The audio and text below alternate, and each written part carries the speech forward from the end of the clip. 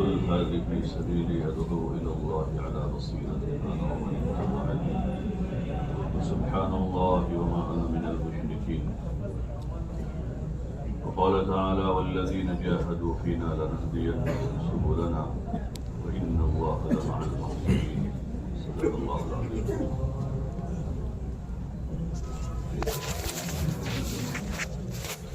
محترم دوست اور بزرگوں، اللہ تعالیٰ کا بے انتہا فضل ہے، اللہ ہی کا کرم اور اس کا احسان ہے۔ اس نے ہمیں حضور علیہ السلام کی ختم نبوت کے صدقے میں دین کے ساتھ ساتھ دین کی محنت کی یہ ذمہ داری بھی عطا فرمائی، اور ہمارے اس دور میں اس زمانے میں دین کی نسبت پر دعوت کا ایک مبارک عمل اللہ نے چلایا، پورے عالم میں ایک ترتیب کے ساتھ ایک نہج کے ساتھ چل رہا ہے۔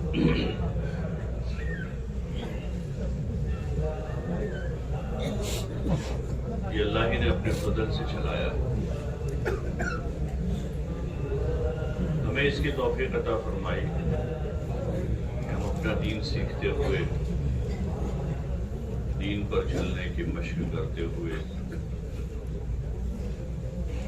دین پر کامیابی کا یقین پیدا کرتے ہوئے دوسروں کو بھی اس کی ترغیب دیں، اس کے لیے آمادہ کریں، اس کے لیے تیار کریں، اس کے لیے جد و جہد کریں، اس کے لیے اپنی جان مال و اوقات کو فارغ کریں۔ یہ اللہ ہی کی توفیق ہے، اس پر ہم جتنا شکر ادا کریں تھوڑا،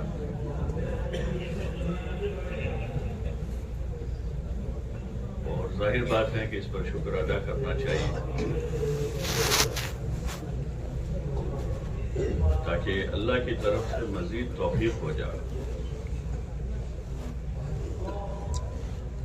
شکر ایسی چیز ہے کہ جس سے نعمت میں اضافہ ہوتا ہے۔ ان شکرتم لأزیدنکم، تم شکر کرو گے تو ہم اضافہ کرتے ہی رہیں گے، لأزیدنکم۔ اور کسی بھی نعمت کا ایک زبانی شکر ہے، اس موقع پر جو کلمات حدیثوں میں آئے ہیں اس کو پڑھنا، کھانا کھایا، کھانے کے بعد الحمدللہ الذی اطعمنا سقانا وجعلنا، یہ سب کا شکر ہے۔ لیکن اس کھانے سے جو طاقت ملی ہے، اس طاقت کو عملاً اللہ کی طاعت میں لگانا، یہ اس کا عملی شکر ہے۔ کھانے کے بعد دعا تو پڑی، شکر الحمدللہ کہہ دیا، لیکن اب اس کھانے سے جو طاقت ملی اس کو آدمی معصیت میں لگاوے، گناہوں میں لگا، یا غفلت میں گزار دے، تو یہ شکر نہیں ہو۔ زبانی شکر تو پایا گیا لیکن عملاً یہ شکر نہیں ہو۔ اللہ نے کھانا یہ نعمت عطا فرمائی، کھانا کھا کر طاقت حاصل کرے اور اس کو طاعات میں لگا، اللہ کی عبادت طاعت میں لگا۔ ایسے ہی اور نعمتیں ہیں، یہ نعمت اللہ نے عطا فرمائی ہم کو، اس پر ایک تو یہ ہے کہ ہم اپنی زبان سے بار بار اس کو کہیں کہ اللہ کا شکر ہے، اللہ کا فضل ہے،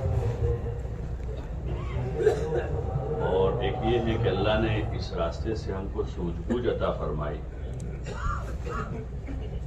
سمجھ بوجھ دی، دین کی بات کہنے سننے کا ملکہ عطا فرمایا، دین کے نام پر جان مال لگانے کا جذبہ عطا فرمایا۔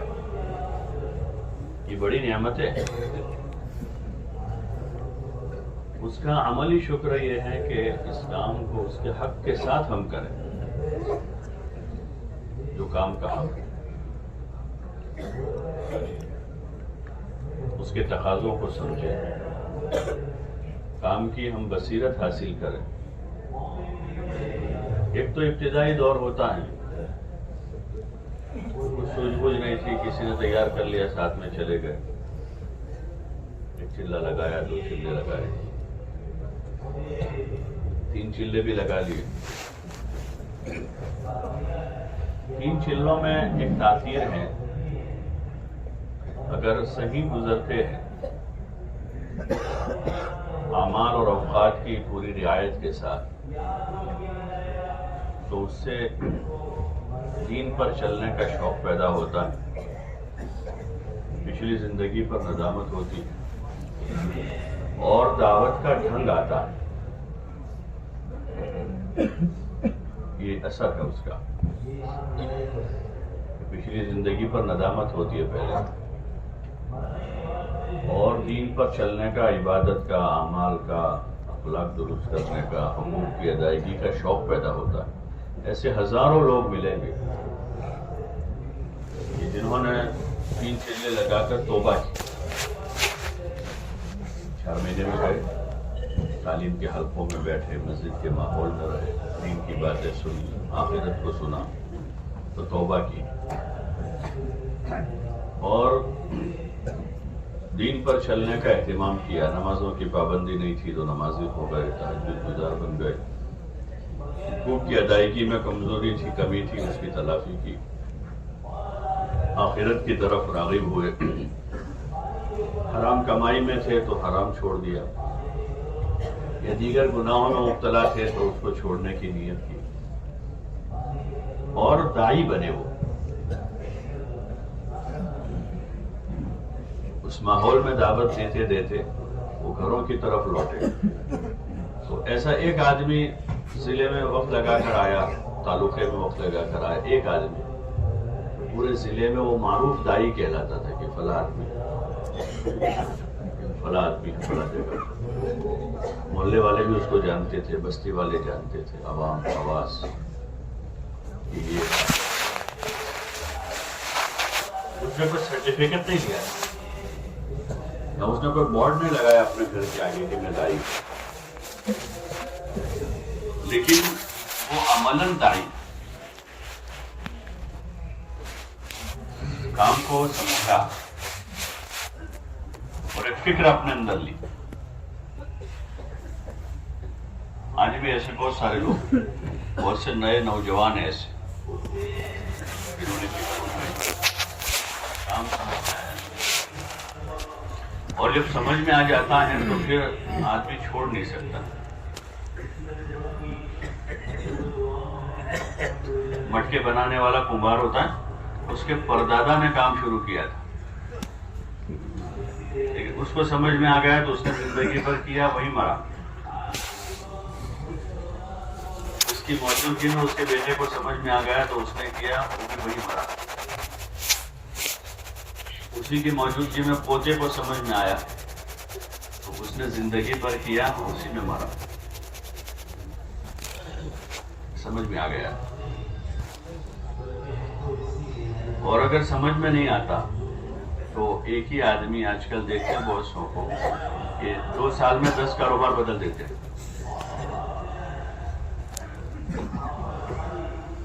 کتنے سال گزرے ہیں؟ 2 ہی سال، 10 کام بدلے، کچھ بھی سمجھ میں نہیں آیا. جب سمجھ میں نہیں آتا تو آدمی جمتا ہے. مولانا ابراہیم صاحب دعوت برکات تو ایک مرتبہ کچھ علاقے کے لوگ بیٹھے تھے ان کے پاس، تو انہوں نے یہ بات عرض کی کہ مولانا بہت سے ساتھی پرانے جو ہے کام سے بیٹھ گئے، کیا حل اس کا، کیا کریں؟ سمجھاؤ، تو سمجھے ہوئے تھے، نہیں سمجھے. جو سمجھ کر اگر لگے گا اس میں کبھی نہیں چھوڑے گا، وہ نہیں چھوڑ سکتا. چھوڑ رہا ہے، کمی کر رہا ہے، کوتاہی کر رہا ہے، یہ سمجھا نہیں. پھر مولانا نے مثال دی، ایک بچہ چھوٹا سا اپنے گھر میں سے 100 کا نوٹ لے کر نکلا، کھیلتے کھیلتے، بچے کھیلتے ہیں، جو بھی آدمی چیز مل جائے اسے کھیلتے ہو. کافی سالوں کی بات ہے، 100 کا نوٹ تو بڑی چیز تھی اس وقت، ابھی تو 100 کے نوٹ کی قیمت بھی نہیں رہی. 100 کا نوٹ لے کر وہ نکلا کھیلتے کھیلتے گھر سے باہر گیا اور وہاں دیکھا کہ کچھ خوبصورت پتھر پڑے، تو اس کی توجہ وہاں متوجہ ہوئی اور پتھر اس نے پکڑا. پتھر پکڑا تو نوٹ چھوڑ دیا، وہ پتھر پکڑ لیا اور پتھر لے کے گھر میں آ گیا. تو مولانا فرما رہے تھے کہ وہ 100 کا نوٹ نہ اس نے سمجھ کے پکڑا تھا نہ سمجھ کے چھوڑا ہے، یہ بھی سمجھا ہی نہیں تھا. اس نے بھی اس کی قیمت کیا ہے، تو ایک پتھر کے عوض چھوڑ کے آ گیا. تو پکڑتے وقت بھی اس کو پتا نہیں تھا اور چھوڑتے وقت بھی. یہ جو مجمع ہمارا ہے قرآنوں کا، پورے ضلع کو لے کر چل رہا ہے، حلقوں کو لے کر چلتا ہے، مسجدوں کو لے کر چل رہا ہے، اور بیرون میں عالمی تقاضوں پر جا رہا ہے 4 مہینے کے لیے ملکوں میں. یہ سعادت اللہ کی طرف سے ملی ہے، بہت بڑی سعادت.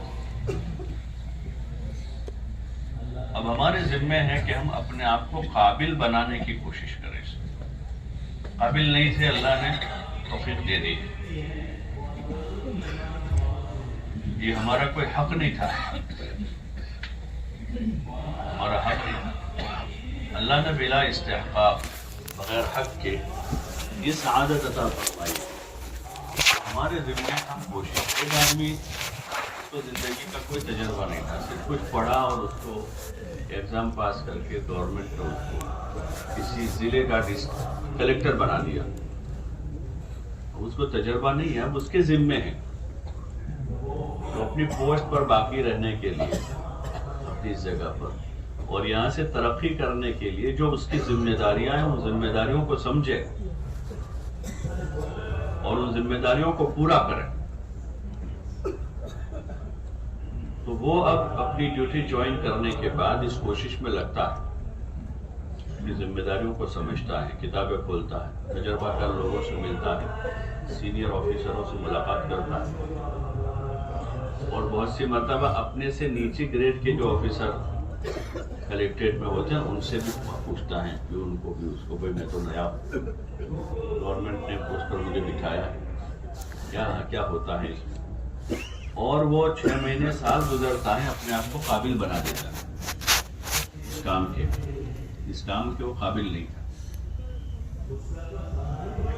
تو ہم اتنے سالوں سے کام کر رہے ہیں، کسی کو 10 سال، کسی کو 20 سال، کسی کو 25 سال، 30 سال، 40 سال، 50 سال.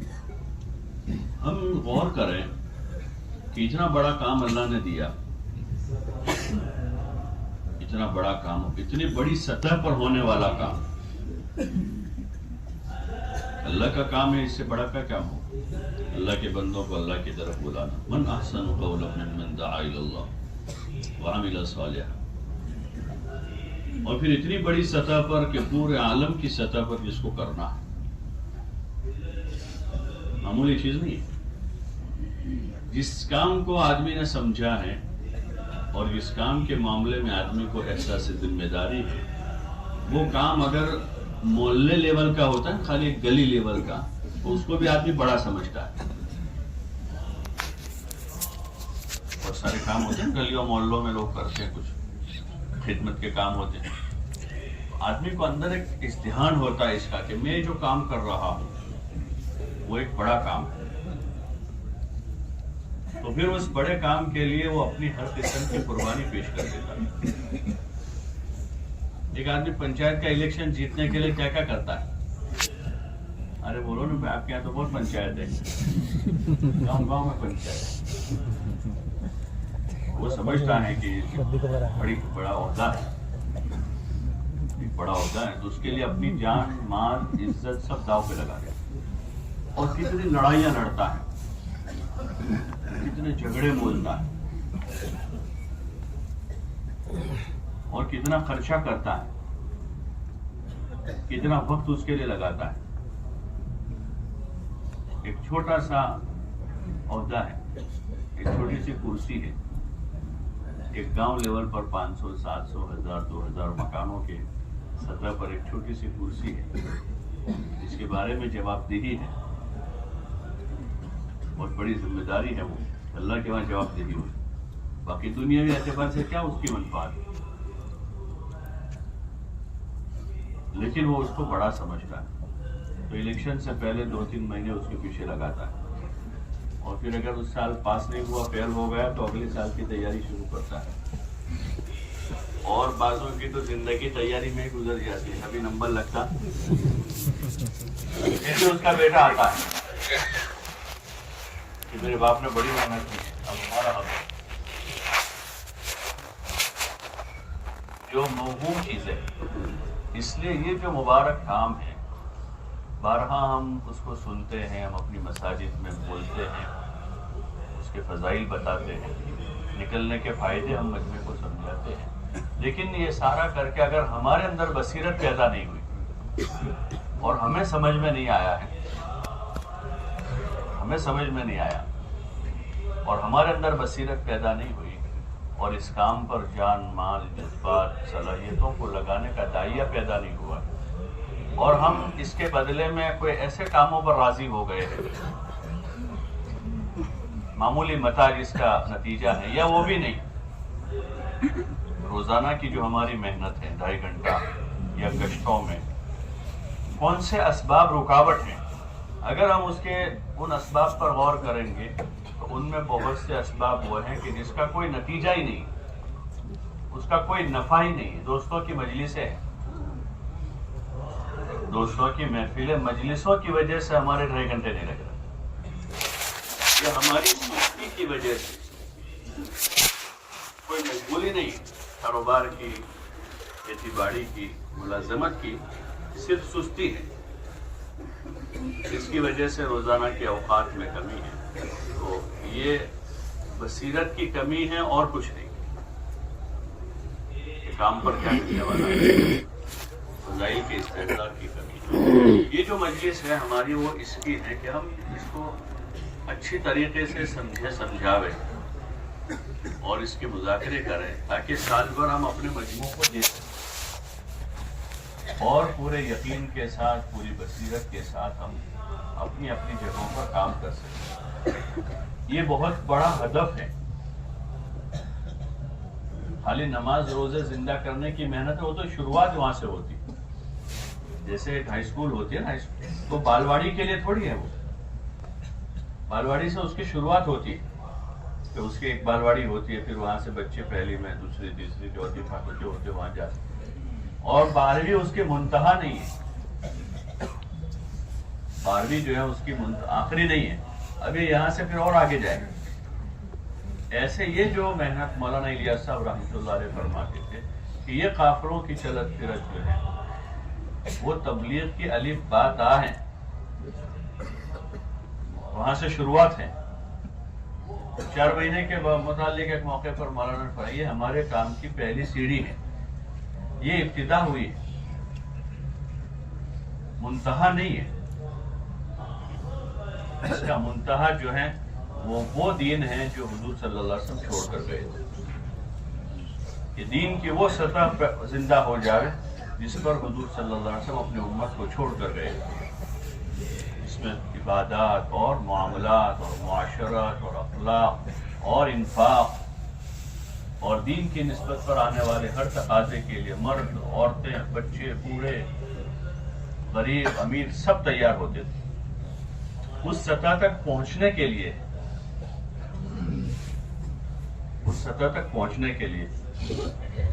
یہ اس کی ابتدا جو ہے گشتوں کے ذریعے، ملاقاتوں کے ذریعے سے 100% ہماری مسجدوں میں نماز زندہ ہو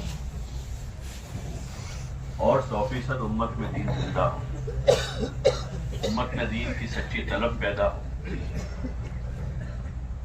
معاشرت میں دین زندہ ہو، معاملات اور اخلاقیات کے شعبوں میں دین زندہ ہو. یہ ہدف، اس کے لیے طریقہ کار ہے وہ چیزوں کو زندہ کرنے کا، جس میں یہ 2.5 گھنٹے کے راستے سے گھر گھر جانا، ایک ایک سے ملنا، ایک ایک سے بات کرنا اور ایک ماحول قائم کرنا، پھر دھیرے دھیرے دھیرے اس سطح کو کرنا. اللہ کا فضل ہے کہ یہاں اس علاقے میں یعنی سے ہی تبلیغ کا کام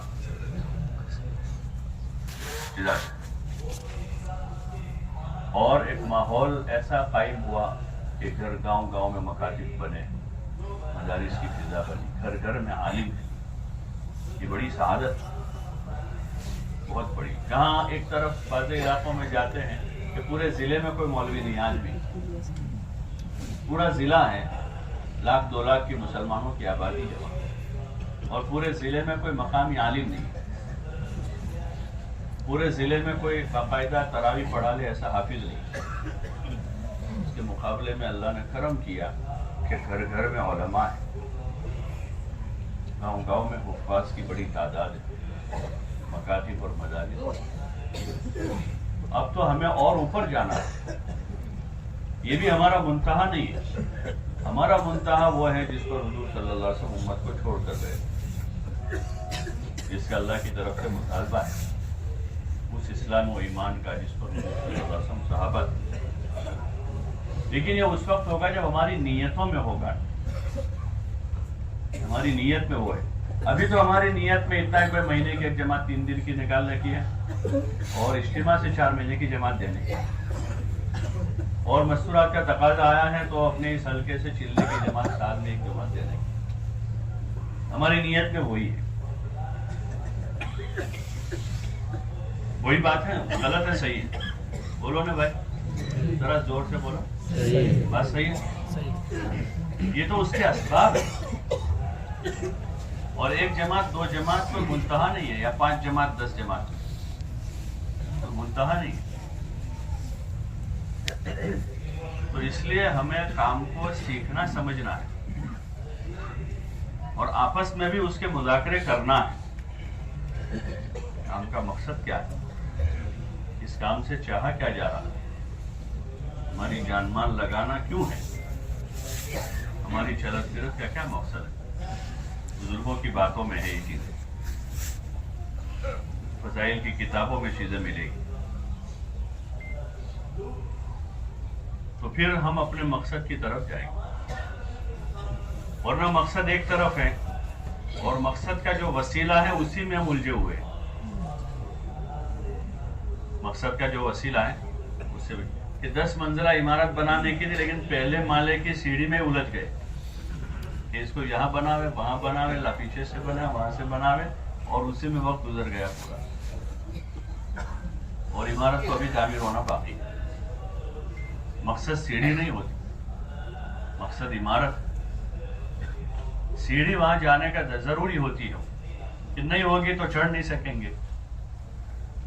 لیکن ایک آدمی سیڑھی بنا کر اسی پر بیٹھ جاوے اور وہیں اپنی دنیا آباد کرنے کی فکر میں لگ جاوے، تو 5 سال کا بچہ بھی آ کر پوچھے گا چاچا یہاں کیوں بیٹھے ہو. اس کو بھی سوال پیدا ہوگا کہ یہاں بیٹھنا ٹھیک نہیں ہے. یہ تو راستہ ہے، چڑھنے کی سیڑھی ہے، یہ منزل نہیں ہے. اور مسافر بھی گزرتا پوچھے گا کہ بھائی صاحب یہاں کیوں بیٹھے ہو، وہ بھی سمجھ رہا ہے کہ یہ مقصد نہیں ہے. تو اس لیے ہمیں اپنے کام کی بصیرت پیدا کرنی ہے. بزرگوں کی باتوں سے، ان کے ارشادات ہیں، ان کے بیانات ہیں، اس کا مذاکرہ کریں گے تو وہ سوجھ بوجھ بڑھے. اور اگر سوجھ بوجھ بڑھ گئی تو پھر یہ چیزیں ہم کو ساری آسان لگے گی، پھر 2.5 گھنٹے کم پڑیں گے. ابھی تو بہت سی جماعتیں صبح کارگزاری سنا کہ امیر صاحب گئے تھے لیکن کوئی ملا نہیں. ہوتا ہے نا صاحب، بعض پرانے ساتھی ہوتے کہتے ہیں یار گشت میں جاتے ہیں لیکن کوئی ملاقات ہوتی نہیں ہے زیادہ.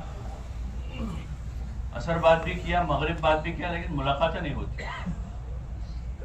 بعض اچھے پرانے سناتے ہیں کہ بہت محنت کی لیکن جماعت بنتی نہیں ہے، کیونکہ ابھی منزل سامنے نہیں ہے. منزل سامنے، جب ہدف سامنے ہوتا ہے تو پھر اس ہدف کے راستے کی رکاوٹیں جو ہے وہ رکاوٹوں کو دور کرنے میں مزہ آتا ہے. اور جیسے جیسے دور ہوتی جاتی ہے خوشی ہوتی ہے.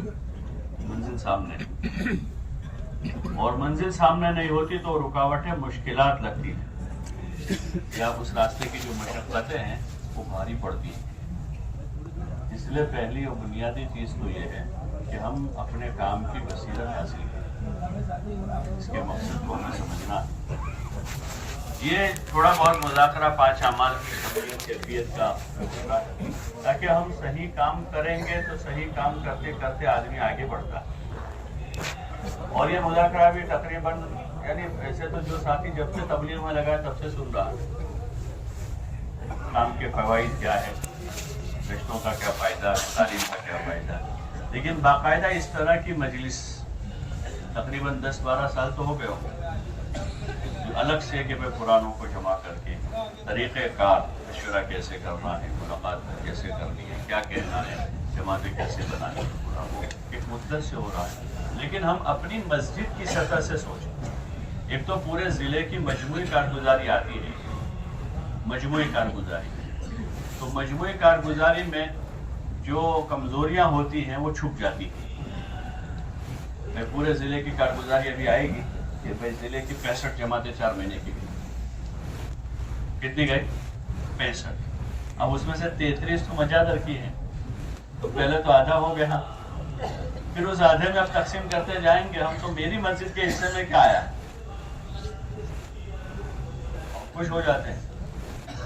ایسے دیگر کام ہمارے دیکھیں، دیگر کام دیکھیں، تو ہم راضی نہیں ہو سکتے، اس پر مطمئن نہیں ہو سکتے۔ ایک آدمی کسی کمپنی میں ملازمت کر رہا ہے تو اس کے مینیجر کی 2 لاکھ تنخواہ ہے اور نیچے ورکروں کی لاکھ ہے، نیچے 50,000 ہے، لیکن وہ 5,000 والا تو ہمیشہ دکھی ہوتا ہے، بھائی میری تو تنخواہ کم ہے، میری بڑھاؤ، میری بہت، وہی کہتا ہے، کیوں کہتا ہے نہیں ہماری کمپنی بہت اچھی ہے، مینیجر کو 2 لاکھ دیتی ہے، ایسا کہے گا وہ تو ہر وقت اپنا دکھ ظاہر کرے گا کہ بھائی ہم کو 5,000 تنخواہ ملتی ہے، پھر تنخواہ بڑھاؤ، میرا کیا ہے؟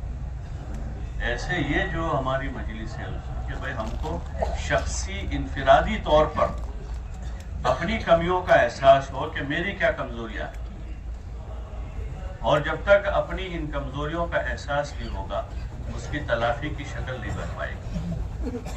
تو اس لیے آپ حضرات سے گزارش ہے، طے کریں کہ ہم انشاءاللہ جو بھی مذاکرے ہوں گے وہ مذاکرے آپ لوگ کرنے والے ہیں، ایسا نہیں کہ کوئی نئی بات آ جانے والی، کوئی نیا مضمون مرتب ہوا ہے بزرگوں کی طرف سے جو بھی پیش کرنا ہے، یا کام کا کوئی نیا طریقہ ایجاد ہوا ہے، وہ تو سارا وہی ہے جو آپ حضرات اپنی مسجدوں میں، اپنے حلقوں میں اور ملکوں میں، صوبوں میں جماعتیں جاتی ہیں تو وہاں کے لوگوں کو آپ حضرات سمجھیں۔